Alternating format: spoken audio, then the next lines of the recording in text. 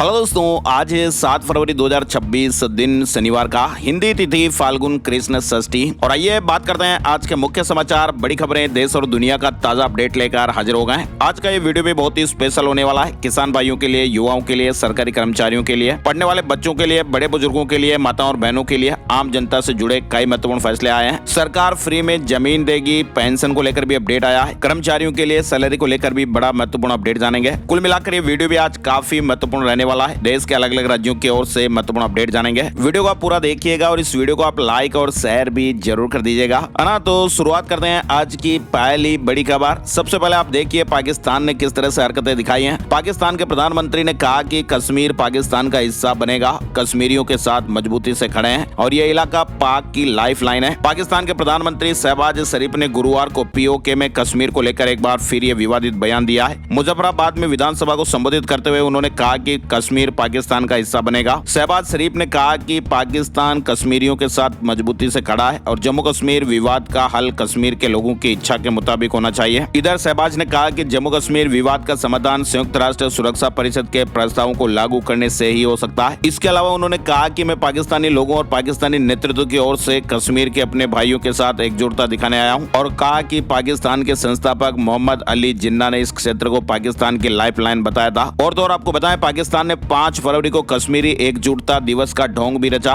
और यहाँ मुजफ्फराबाद में पाकिस्तानी सैनिकों को श्रद्धांजलि दी गई। प्रधानमंत्री शहबाज शरीफ ने भारत के खिलाफ जहर उगलते हुए कहा कि वो कश्मीरी भाइयों और बहनों के साथ खड़ा है। इधर भारत ने पाकिस्तान के दावों को लगातार खारिज किया है। नई दिल्ली का साफ कहना है कि जम्मू कश्मीर और लद्दाख भारत के अभिन्न अंग थे, हैं और हमेशा रहेंगे। इसके अलावा आप देखिए, चीन और पाकिस्तान ने इस्लामाबाद में एक बड़ा समझौता किया है और अब खुलकर पाकिस्तान को हर खुफिया जानकारी देगा। चीन इस्लामाबाद में इस तरह की डील हुई है और जो डील हुई है उसके मुताबिक दोस्तों, चीन और पाकिस्तान हर सीक्रेट इंफॉर्मेशन एक दूसरे से शेयर करेंगे। बलूचिस्तान लिबरेशन आर्मी के लगातार अटैक के बीच ये महत्वपूर्ण फैसला लिया गया। वहाँ बलूचिस्तान में चीन का CCEP प्रोजेक्ट फंसा हुआ है और इसीलिए अब खुले तौर पर चीन पाकिस्तान को खुफिया जानकारियां शेयर करेगा और इसको लेकर दोनों देशों ने एक डील पर साइन किया है। इधर उमर अब्दुल्ला ने शहबाज शरीफ के कश्मीर वाले बयान पर तंज कसा है और कहा कि पाकिस्तान अपना कश्मीर नहीं संभाल पा रहा, हमें क्या लेगा। पीएम मोदी के अच्छे काम और सहयोग की सराहना की। अच्छा, इसके अलावा आपको बताएं, प्रधानमंत्री नरेंद्र मोदी ने परीक्षा पे चर्चा में छात्रों को अंकों की बीमारी से बचने और तनाव मुक्त होकर पढ़ाई करने का मंत्र दिया है। पीएम मोदी ने शिक्षा और कौशल के संतुलन, तकनीक के सुरक्षित उपयोग और बड़े सपने देखने पर जोर दिया है। पीएम मोदी ने जीवन को बेहतर बनाने के लिए छात्रों, शिक्षकों और अभिभावकों को भी महत्वपूर्ण सुझाव दिए, जिसमें जीवन कौशल और लक्ष्य निर्धारण शामिल है। बड़े सपने देखें, जीवन को बेहतर बनाने पर ध्यान दें, अंकों की बीमारी से बचें और तनाव मुक्त होकर पढ़ाई करें। प्रधानमंत्री नरेंद्र मोदी ने बोर्ड परीक्षाओं के शुरू होने से पहले विद्यार्थियों को एक बार फिर इस अंकों की बीमारी से बचने और तनाव मुक्त होकर पढ़ाई करने और जीवन को बेहतर बनाने का मंत्र दिया है। साथ ही आपको बताएं, प्रधानमंत्री नरेंद्र मोदी आज से 2 दिन के लिए मलेशिया की यात्रा पर जा रहे हैं। प्रधानमंत्री नरेंद्र मोदी का ये तीसरा मलेशिया दौरा होगा। आज BMC बीजेपी के मेयर के नाम की घोषणा भी हो सकती है। इसके अलावा अमित शाह 3 दिवसीय छत्तीसगढ़ दौरे पर भी जाएंगे। साथ ही केंद्रीय गृह मंत्री अमित शाह ने जम्मू कश्मीर दौरे पर सीमा सुरक्षा की समीक्षा की। उन्होंने सुरक्षा बलों के बेहतर तालमेल और पाक आतंकियों के खिलाफ कड़ी कार्रवाई के निर्देश दिए हैं। अमित शाह ने सीमा चौकियों का दौरा कर जवानों से बातचीत भी की और कल्याणकारी योजनाओं का उद्घाटन किया। इधर केंद्र सरकार ईरान में भारतीय नागरिकों की सुरक्षा पर लगातार नजर रखे हुए हैं। विदेश मंत्री एस जयशंकर ने बताया कि तेहरान स्थित भारतीय दूतावास वहां पर रह रहे भारतीयों से संपर्क में है और उन्हें सतर्क रहने की सलाह भी दी जा रही है। ईरान में मौजूद भारतीयों को घबराने की जरूरत नहीं है। विदेश मंत्रालय ने कहा कि अभी विशेष रेस्क्यू की जरूरत नहीं। लोकसभा में पूछे गए सवाल के जवाब में विदेश मंत्री एस जयशंकर ने इस तरह की जानकारी दी है। सरकार का कहना है कि हालात पर पूरी तरह से नजर रखी जा रही है और फिलहाल घबराने की कोई बात नहीं है। विदेश मंत्री ने स्पष्ट किया कि ईरान का हवाई क्षेत्र फिलहाल पूरी तरह खुला हुआ है और भारत के लिए नियमित उड़ानें चल रही हैं। चलिए, अब RBI की जो मीटिंग हुई थी ना दोस्तों, उसमें जो महत्वपूर्ण निर्णय लिया गया है उसको लेकर भी आपको अपडेट बताते हैं। शुक्रवार को मॉनेटरी पॉलिसी कमेटी यानी MPC की बैठक के बाद रिजर्व बैंक ऑफ इंडिया के गवर्नर संजय मल्होत्रा ने महत्वपूर्ण अपडेट दिया और बैठक में जो निर्णय लिया गया उसकी जानकारियां दी। सबसे पहले तो आपको बताएं, केंद्रीय बैंक 3 नए ड्राफ्ट रेगुलेशन जारी करने जा रहा है और इसका ये मकसद रहेगा कि ग्राहकों की सुरक्षा मजबूत करना और बैंकों की जवाबदेही तय करना।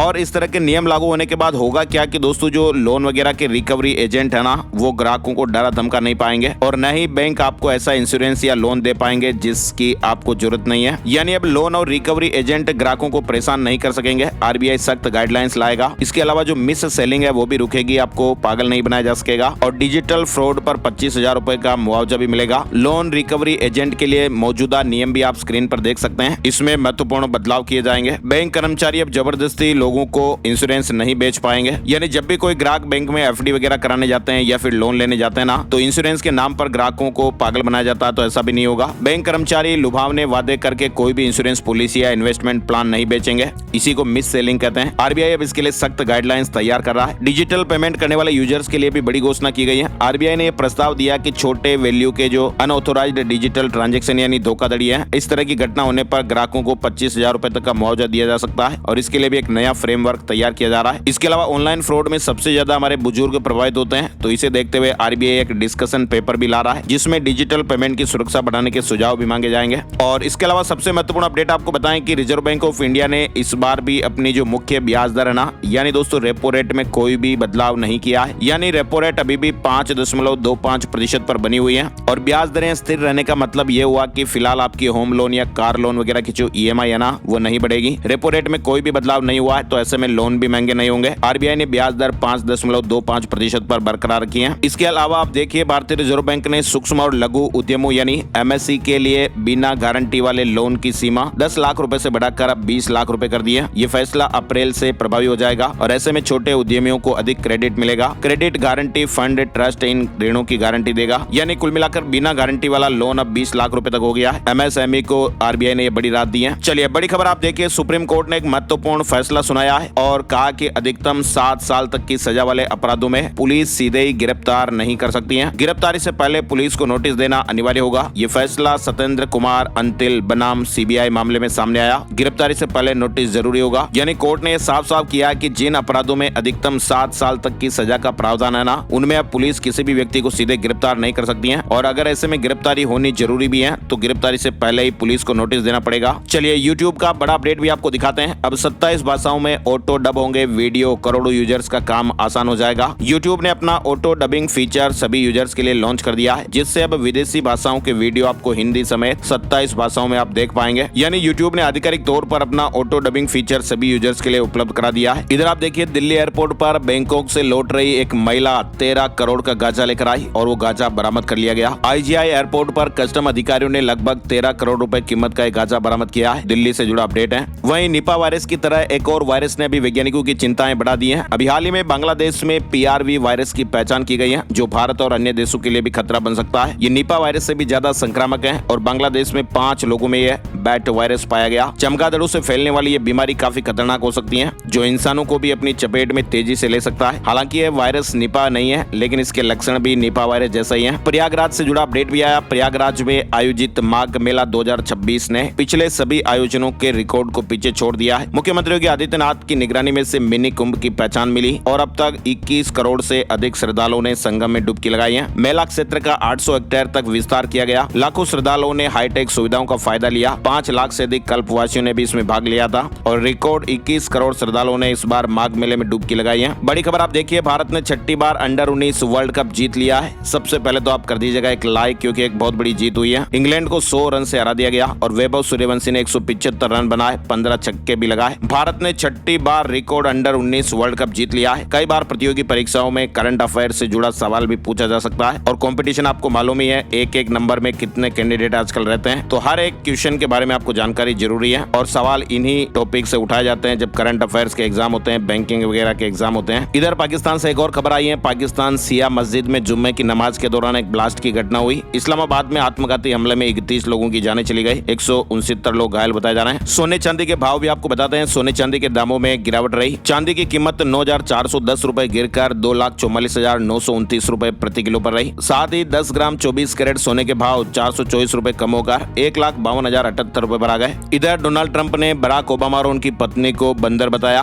2020 चुनाव में धांधली के आरोप भी लगाए। अमेरिका के राष्ट्रपति डोनाल्ड ट्रंप को गुरुवार को ट्रूथ सोशल पर शेयर एक वीडियो की वजह से कड़ी आलोचना का सामना करना पड़ रहा है। दरअसल इस वीडियो में उन्होंने पूर्व राष्ट्रपति बराक ओबामा और उनकी पत्नी मिशेल ओबामा को बंदर के रूप में दिखाया है। करीब 1 मिनट के वीडियो में उन्होंने दावा किया कि 2020 के राष्ट्रपति चुनाव में बैलेट गिनने वाली कंपनी ने ट्रंप के खिलाफ गड़बड़ियां की थी। इधर अमेरिकी नागरिकों को तुरंत ईरान छोड़ने की चेतावनी जारी की गई है। वर्चुअल एम्बेसी ने कहा कि मदद का इंतजार न करें, खुद निकलें। अमेरिका ने ईरान में रह रहे अपने नागरिकों को तुरंत देश छोड़ने की सख्त चेतावनी दे डाली है। वर्चुअल अमेरिकी दूतावास ने कहा कि देश में सुरक्षा की स्थितियां बेहद खराब हो गई हैं। इधर आप देखिए, नेशनल स्टॉक एक्सचेंज यानी एनएससी के बोर्ड ने आईपीओ के लिए अप्रूवल दे दिया है और ये आईपीओ पूरी तरह ऑफर फॉर सेल यानी ओएफएस होगा, जिसमें मौजूदा शेयर होल्डर्स अपनी हिस्सेदारियां बेचेंगे। छत्तीसगढ़ महाराष्ट्र बॉर्डर पर मुठभेड़, 7 नक्सलियों को ढेर कर दिया गया और इसमें 3 महिला नक्सली भी शामिल हैं। वहीं महाराष्ट्र का एक जवान शहीद हो गया, एक अन्य जवान घायल है। तिरुपति लड्डू के घी में बाथरूम क्लीनर केमिकल इस्तेमाल हुआ। आंध्र प्रदेश के सीएम नायडू का आरोप, कहा कि 5 साल तक मिलावट होती रही। आंध्र प्रदेश के सीएम एन चंद्रबाबू नायडू ने शुक्रवार को आरोप लगाया कि पिछली YSRCP सरकार के दौरान तिरुपति के पवित्र लड्डू ऐसे घी से बनाए गए जिसमें बाथरूम साफ करने वाले केमिकल मिले हुए थे।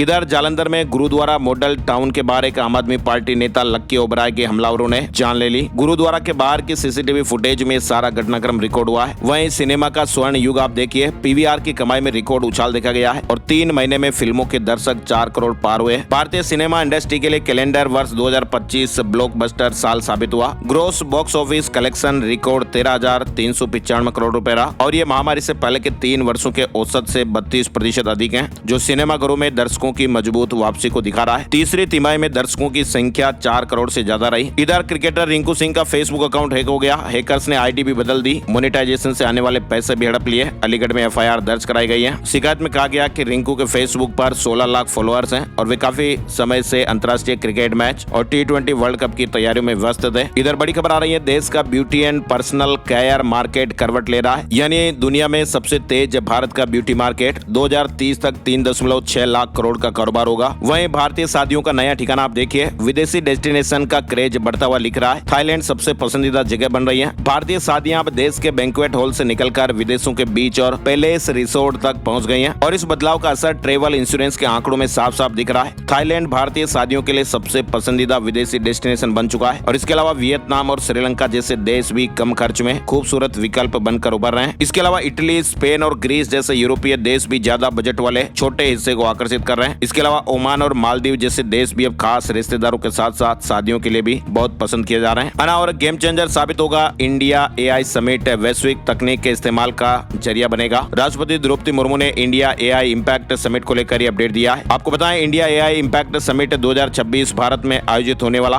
पहला वैश्विक AI शिखर सम्मेलन है और ये कार्यक्रम 19 और 20 फरवरी 2026 को नई दिल्ली के भारत मंडपम में होगा। हालांकि इसके प्रदर्शनी और अन्य जो कार्यक्रम है वो 16 से 20 फरवरी तक चलेंगे। 500 प्लस AI स्टार्टअप भी इसमें शामिल होंगे। बड़ी खबर आ रही है, विदेशों में अवैध रूप से रह रहे भारतीयों पर लगातार शिकंजा कसा जा रहा है और इसी का ये परिणाम है कि वापसी के मामलों में लगातार बढ़ोतरी दर्ज की जा रही है। लोकसभा में पूछे गए एक सवाल के जवाब में सरकार ने जवाब दिया। राष्ट्रीय स्वयंसेवक संघ के 100 साल पूरे होने पर मुंबई में खास कार्यक्रम होने जा रहा है। संघ यात्रा के 100 साल नए क्षितिज विषय पर आधारित ये 2 दिवसीय कार्यक्रम 7 और 8 फरवरी 2026 को वर्ली स्थित नेहरू सेंटर ऑडिटोरियम में होगा। फास्टैग का सालाना पास हाईवे यात्रियों की पहली पसंद बन रहा है। 6 महीने में 50 लाख से ज्यादा लोग जुड़ गए। नेशनल हाईवे पर सफर करने वालों के लिए फास्टैग का सालाना पास तेजी से लोकप्रिय हो रहा है। इधर जम्मू कश्मीर विधानसभा में बजट पेश करते हुए मुख्यमंत्री उमर अब्दुल्ला ने कहा कि वित्तीय वर्ष 2026-27 के लिए कुल नेट बजट 1.27 लाख करोड़ रुपए है। जम्मू कश्मीर के बजट में वित्तीय सुधार, ग्रामीण विकास, युवाओं के लिए रोजगार, पर्यटन और बुनियादी ढांचे को मजबूत करने पर खास जोर दिया गया। वहीं देखिए आप 18 साल से ऊपर के 2 युवा जीवन साथी चुनने के लिए पूरी तरह आजाद हैं और ये उनका संवैधानिक अधिकार है। इसके लिए वयस्कों को समाज या पेरेंट्स की मंजूरी की जरूरत नहीं है। दिल्ली हाई कोर्ट के जस्टिस सौरभ बनर्जी ने एक याचिका की सुनवाई के दौरान ये फैसला सुनाया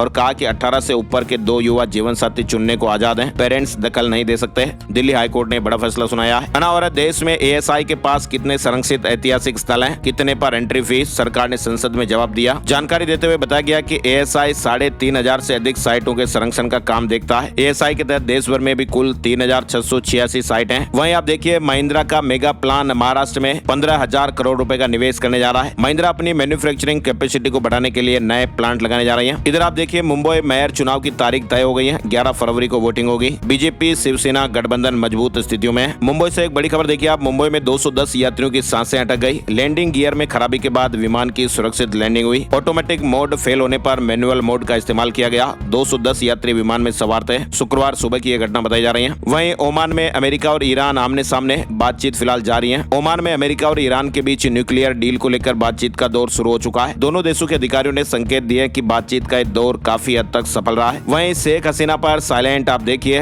भारत से दोस्ताना संबंध की बात। बांग्लादेश में BNP का घोषणा पत्र जारी हुआ है। तारिक रहमान ने 51 पॉइंट्स में अपना मैनिफेस्टो जारी किया है। मैनिफेस्टो में शेख हसीना पर कुछ नहीं कहा गया। वहीं वोटों की रक्षा के लिए एक जांच कमेटी गठित करने की घोषणा की गई। इधर दुनिया भर में इलेक्ट्रॉनिक उपकरणों के बढ़ते इस्तेमाल से ई कचरा एक गंभीर समस्या बन गया है, लेकिन मलेशिया ने इस चुनौती से निपटने के लिए ई कचरा आयात पर पूरी तरह से प्रतिबंध लगा दिया है। दुनिया भर में आज हर जगह इलेक्ट्रॉनिक उपकरणों का इस्तेमाल किया जा रहा है। फ्यूल कारों की जगह पे इलेक्ट्रिक कारें आ रही हैं। दूसरी तरफ इलेक्ट्रिक दौर की वजह से इलेक्ट्रॉनिक कचरा भी दुनिया के लिए बड़ी समस्या बनता जा रहा है। दुनिया भर में इलेक्ट्रिक वेस्ट को लेकर कई तरह से काम किया जा रहा है। हालांकि मलेशिया ने इसको लेकर ये बड़ा फैसला लिया। मलेशिया ने देश में इलेक्ट्रॉनिक कचरे के इंपोर्ट पर पूरी तरह से बैन लगा दिया है। बड़ी खबर उड़ीसा से आ रही है। उड़ीसा में नक्सल नेटवर्क को बड़ा झटका लगा है। इनामी माओवादी दंपति समेत 19 नक्सलियों का आत्मसमर्पण हुआ। उड़ीसा में नक्सल उन्मूलन अभियान को ये बड़ी सफलता मिली है। 1 करोड़ रुपए से अधिक के इनामी माओवादी दंपति निरंजन राउत उर्फ निखिल और रश्मिरा लेंका उर्फ इंदू समेत कुल 19 नक्सलियों ने पुलिस के समक्ष आत्मसमर्पण कर दिया। हिमाचल प्रदेश में 3 दिन बाद बारिश बर्फबारी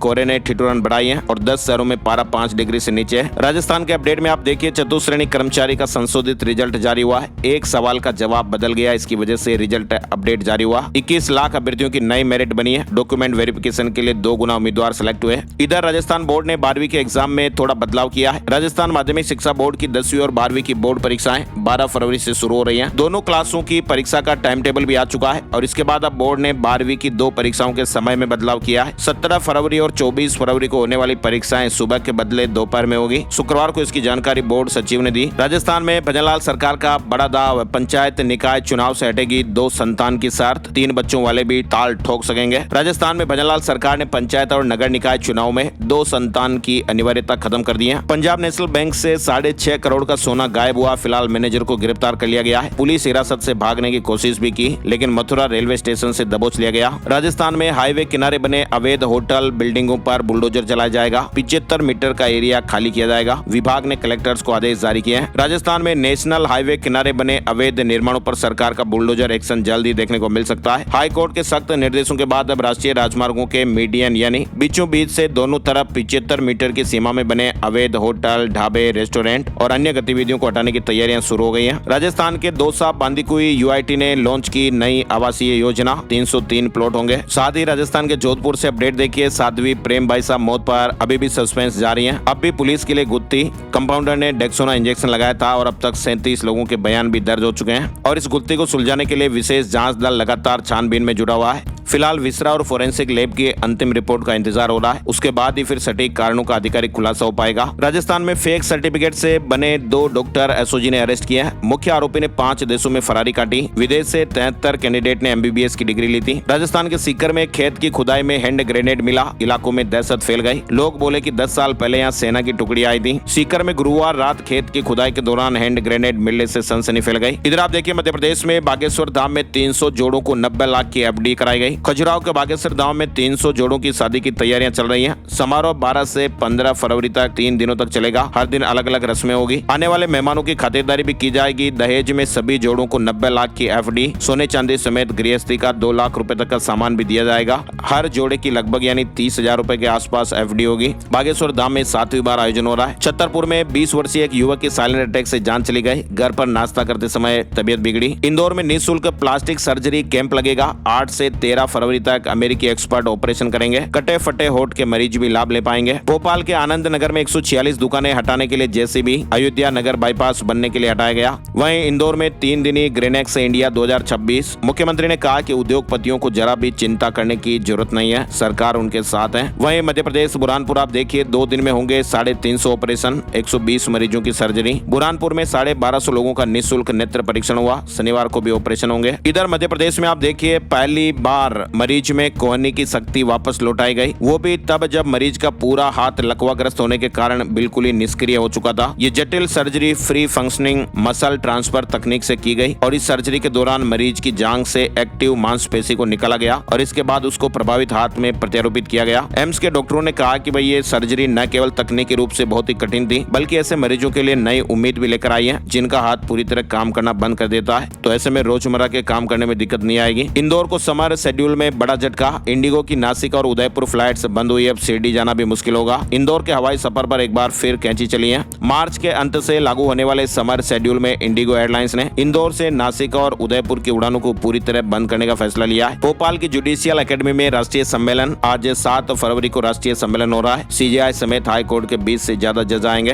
भोपाल में 7 से 15 फरवरी तक आदि महोत्सव भी होगा। देश भर के कारीगरों के 60 स्टॉल, लोक नृत्य, संगीत, बच्चों के लिए फैंसी ड्रेस और पेंटिंग प्रतियोगिताएं भी। ये महोत्सव 7 फरवरी से 15 फरवरी तक भोपाल हाट में आयोजित होगा। चलिए आगे बढ़ते हैं। बड़ी खबर आप देखिए, भोपाल, इंदौर, ग्वालियर समेत 6 जिलों में एक पायलट प्रोजेक्ट की शुरुआत होने जा रही है। जो बुजुर्ग बीमार है ना, चल फिर नहीं सकते, उनके घर अब इलाज पहुंचेगा। होप NHM की ये योजना है और इसका उद्देश्य उन बुजुर्गों तक इलाज पहुंचाना है जो चलने फिरने में असमर्थ हैं, लकवा या अन्य गंभीर बीमारियों से पीड़ित है या जिन्हें मेंटल केयर की जरूरत है। फिलहाल ये योजना प्रथम चरण में प्रोजेक्ट के तौर पर प्रदेश के 6 प्रमुख जिले भोपाल, इंदौर, ग्वालियर, जबलपुर, उज्जैन और रीवा के शहरी क्षेत्रों में लागू की गई है और 1214 बुजुर्गों का होप ऐप में रजिस्ट्रेशन भी हो चुका है। इधर आप देखिए, जीनोम स्टडी में ब्रेका म्यूटेशन का खतरा, DNA में दर्ज हो रहा कैंसर, अगली पीढ़ी पर भी असर संभव और जांच जरूरी। यानी जिन महिलाओं में कैंसर मिला उनके परिवार में पहले भी मरीज रहे। कैंसर से जंग अब सिर्फ इलाज तक सीमित नहीं रही बल्कि समय रहते पहचान और जीन स्तर पर भी सतर्कता से भी जीती जा सकती है। दरअसल इंदौर में हुई एक जीनोम स्टडी में दोस्तों ये सामने आया कि ब्रेस्ट कैंसर का खतरा कई मामलों में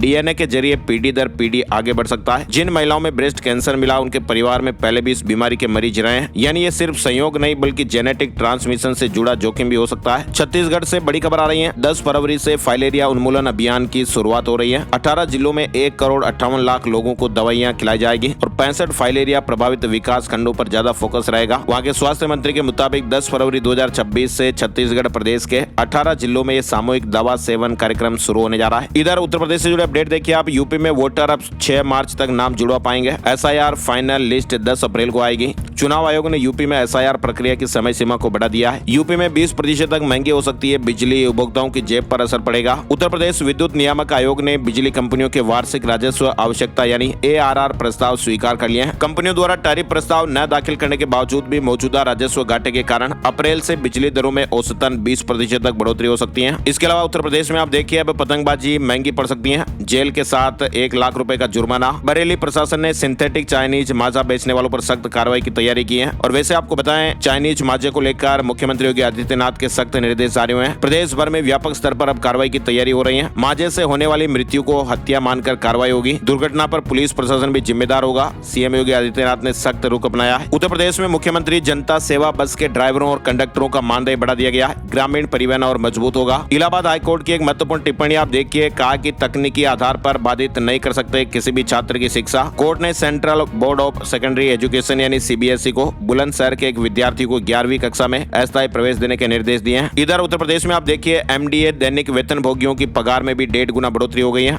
मुरादाबाद विकास प्राधिकरण की 143वीं बैठक में निर्णय हुए। पटना पुलिस ने सांसद पप्पू यादव को गिरफ्तार किया। 35 साल पुराना मामला बताया जा रहा है। पटना पुलिस ने पूर्णिया सांसद राजेश रंजन उर्फ पप्पू यादव को शुक्रवार की देर रात 12 बजे के लगभग गिरफ्तार किया है। बताया जा रहा है कि करीब 35 साल पुराने एक मामले में पटना की एक विशेष अदालत ने सख्त रुख अपनाते हुए पप्पू यादव समेत 3 आरोपियों के खिलाफ गिरफ्तारी के आदेश दिए हैं। इधर बिहार के 10 लाख कर्मचारियों को कैशलेस इलाज मिलेगा। बिहार में बजट सत्र के चौथे दिन बजट पर चर्चा हुई। 3 फरवरी को सरकार ने 3.47 लाख करोड़ रुपए का बजट पेश किया था। अब विधायकों, विधान पार्षदों, सरकारी कर्मचारियों को कैशलेस स्वास्थ्य सुविधाएं दी जाएगी। इधर बजट सत्र के बीच नीतीश कैबिनेट की बैठक हुई। 17 एजेंडों पर मुहर लगी। 15 साल पुरानी गाड़ी रजिस्ट्रेशन के नियम में बदलाव हुआ। ये नियम सरकारी और गैर सरकारी गाड़ियों पर भी लागू होगा। 18 से 60 साल की महिलाओं को बिजनेस शुरू करने के लिए 2-2 लाख रुपए की सहायता मिलेगी। 27 लाख प्री मैट्रिक छात्रों की स्कॉलरशिप को भी दोगुना कर दिया गया है। स्कॉलरशिप की राशि कितनी बढ़ेगी आप स्क्रीन पर देख सकते हैं। विद्यार्थियों को हेल्प मिलेगी और भी कई महत्वपूर्ण निर्णय लिए गए। नीतीश सरकार का एक और महत्वपूर्ण फैसला भी आप देखिए, बिहार में बलिदानी सैनिकों के आश्रितों को 1 एकड़ कृषि भूमि मिलेगी। बिहार सरकार ने सैनिकों और अर्ध सैनिकों के आश्रितों को भूमि देने का ऐलान किया है। उप मुख्यमंत्री विजय कुमार सिन्हा ने बताया कि युद्ध में वीर गति प्राप्त होने वाले जवानों के परिवारों को गृह जिले में कृषि के लिए 1 एकड़ या फिर आवासीय उपयोग के लिए 5 डेसिमल सरकारी जमीन मिलेगी और ये सुविधा कम से कम 6 महीने सेवा देने वाले सैनिकों के आश्रितों को मिलेगी, बशर्ते हुए बिहार के निवासी और उनके पास निजी आवासीय भूमि ना हो। बिहार में आप देखिए, कृषि कनेक्शन और कुटीर ज्योति उपभोक्ताओं के घर सोलर पैनल लगाने के लिए भी कैंप लगेंगे। साथ ही बिहार में राशन कार्ड धारकों के लिए भी जरूरी अपडेट है। 28 फरवरी तक KYC जरूर करा लेना है। राष्ट्रीय खाद्य सुरक्षा अधिनियम के तहत बिहार के सभी राशन कार्ड धारकों के लिए 28 फरवरी 2026 तक 100% KYC को अनिवार्य किया गया है। इधर बिहार नवादा से बड़ी खबर आ रही है। नवादा जिला और सत्र न्यायाधीश शिल्पी सोनी राज का निधन हो गया। सरकारी आवास में तबियत बिगड़ी थी। मामले की जांच शुरू की गई है। आकस्मिक घटना बताई जा रही है। दरभंगा में 7 फरवरी को नियोजन मेला लगेगा। अलग अलग कंपनियों में 1000 पदों पर भर्तियां होने वाली हैं। बिहार झारखंड के लिए 285 स्पेशल ट्रेन। होली पर घर आना आसान होगा। रेलवे ने शेड्यूल जारी कर दिया है। इधर देखिए, आप झारखंड में अब खेती वाली जमीन पर भी किसान भाई लगा सकेंगे इमारती और फलदार पौधे। आय दोगुनी होगी। झारखंड में ओला उबर की तरह अब एम्बुलेंस भी बुक कर पाएंगे। पूरी तरह से से ये सेवा फ्री रहेगी। झारखंड में 108 एम्बुलेंस सेवा अब ओला उबर की तर्ज पर संचालित होगी और ये सेवा पूरी तरह से निःशुल्क होगी और इसमें जीपीएस जैसी आधुनिक सुविधाएं भी होगी। झारखंड नगर निगम चुनाव 2026 अपडेट आप देखिए। मेयर पद पर 21 प्रत्याशियों ने वापस लिए नाम। 23 फरवरी को मतदान होगा, 27 को रिजल्ट आएंगे। इधर करनाल धान घोटाले में 5 सरकारी अफसर अरेस्ट हुए हैं। एसआईटी की रिपोर्ट के बाद पुलिस ने देर रात इन्हें घरों से उठाया। करोड़ों के खेल का खुलासा हुआ। हरियाणा के करनाल जिले में धान खरीद और भंडारण से जुड़े करोड़ों रुपए के घोटाले का मामला सामने आने के बाद पुलिस ने बड़ी कार्रवाई की है। हरियाणा में जेबीटी टीचर ट्रांसफर शेड्यूल जारी हो गया है। 11 फरवरी से अपनी पसंद का जिला भर सकेंगे। 18 फरवरी तक अलॉट होंगे। हरियाणा लोक सेवा आयोग ने एक पुरानी एडीओ भर्ती को रद्द कर दिया है। आवेदकों की फीस को वापस लौटाया जाएगा। इधर सरकारी नौकरी के आवेदन में पुरानी एफआईआर का जिक्र न करने पर उम्मीदवारी रद्द करने के मामले में पंजाब एंड हरियाणा हाईकोर्ट ने महत्वपूर्ण फैसला सुनाया है। अदालत ने कहा कि अगर कोई उम्मीदवार किसी आपराधिक मामले में पहले ही बरी हो चुका है तो सिर्फ एफआईआर का जिक्र न करने की वजह से उसे सरकारी नौकरी से नहीं रोका जा सकता है। चंडीगढ़ प्रशासन ने डेपुटेशन पर कार्यरत कर्मचारियों के लिए बड़ा फैसला लिया है। पंजाब, हरियाणा, हिमाचल प्रदेश समेत अन्य राज्यों से आए करीब 2000 से अधिक डेपुटेशन कर्मचारियों और अधिकारियों को अब यूटी प्रशासन के नियमित कर्मचारियों के बराबर अलाउंस मिलेंगे। चंडीगढ़ प्रशासन का यह फैसला 1 अप्रैल 2022 से प्रभावी होगा। हिमाचल प्रदेश सीएम ने विधानसभा का विशेष सत्र बुलाया है। 17 फरवरी को यह विधानसभा का विशेष सत्र बुलाया गया है। इधर उत्तराखंड के बागेश्वर के केदारेश्वर मैदान में चल रही राष्ट्रीय पैराग्लाइडिंग एक्यूरेसी प्रतियोगिता के दौरान 2 पायलट घायल हो गए। लैंडिंग के समय वो पैराशूट को कंट्रोल में नहीं रख पाए और सीधे ही नीचे आ गिरे। गंभीर चोटें आई हैं। इग्नू जनवरी 2026 सत्र नामांकन की अंतिम तारीख 15 फरवरी तक बढ़ गई है। भारतीय रेलवे जल्द ही निकालेगा 1.5 लाख नई भर्तियां, मंत्री अश्विनी वैष्णव ने जानकारी दी है। इधर आप देखिए सीटेट 2026 एग्जाम आज से शुरू हो रहे हैं। सीटेट परीक्षा